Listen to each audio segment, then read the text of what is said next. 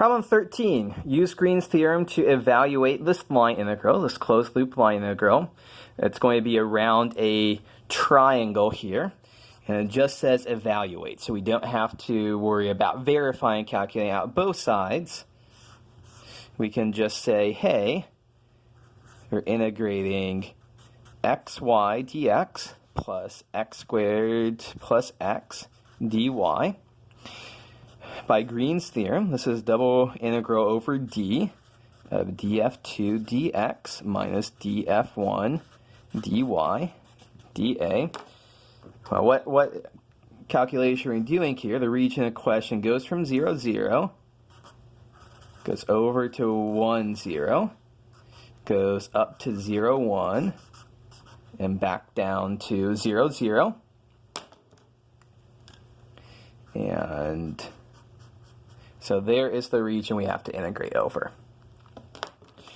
This is f1, this is f2.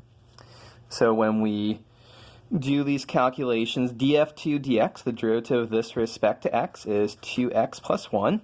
The derivative of this respect to y is x. So our integrand becomes x plus 1. So we are having to integrate x plus 1.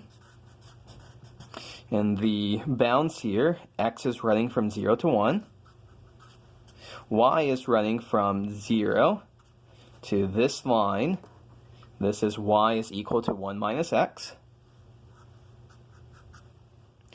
So when we integrate this respect to y, we just get x plus 1 times y, plug in these two. It's pretty easy to see here that we're just going to get x plus 1 times 1 minus x. And when we expand out this multiplication, we get that we are integrating 1 minus x squared. And so x minus x cubed over 3 is 1 minus 1/3 is 2/3.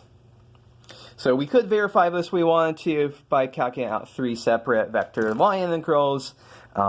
We don't have to do that. I think we can agree this is the easier way to do it. The other way would be straightforward enough, just a little bit tedious. Okay, so that's problem 13. Let's take a look at problem 14. So we have a cylinder here, and we need to do a surface integral over the surface of the cylinder of a scalar valued function. So what's going on here? So our integrand, f of x, y, z, is a scalar valued function. Our parameterization g of u, v. So cosine u, sine u, and v.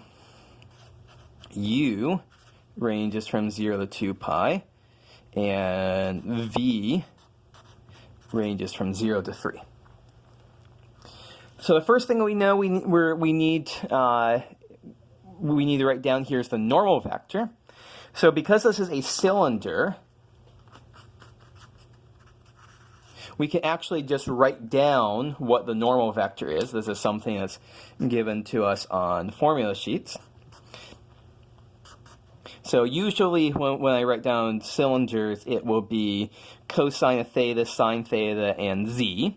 Here we're using u instead of theta and v instead of z. That shouldn't bother us. The normal vector is going to be cosine u, sine u, and 0. Of course, you could easily rederive that by taking the cross product of the tangent vectors.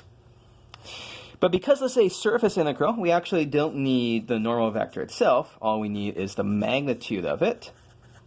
So when we calculate the magnitude of it, it's pretty easy to see that we're going to get 1 for the magnitude of our normal vector.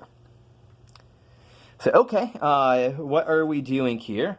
We are integrating. U is running from 0 to 2 pi. V is running from 0 to 3.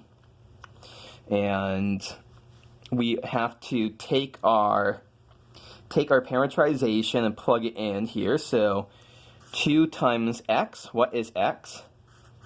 Cosine u, times z, what is z? It's v. and then multiply it by the magnitude of the normal vector. So that goes in there. And those pieces of information went in there. dv du. We can do this integral actually pretty easily. So integral u from 0 to 2 pi. I can move out that 2 we want to. Cosine u du, integral v from 0 to 3 of v dv. And it's pretty easy to see here that the integral of cosine of u from 0 to 2 pi, this is going to equal 0. So the entire thing, I don't care what this is equal to, 0 times who cares, that's going to be 0. So that is problem number 14.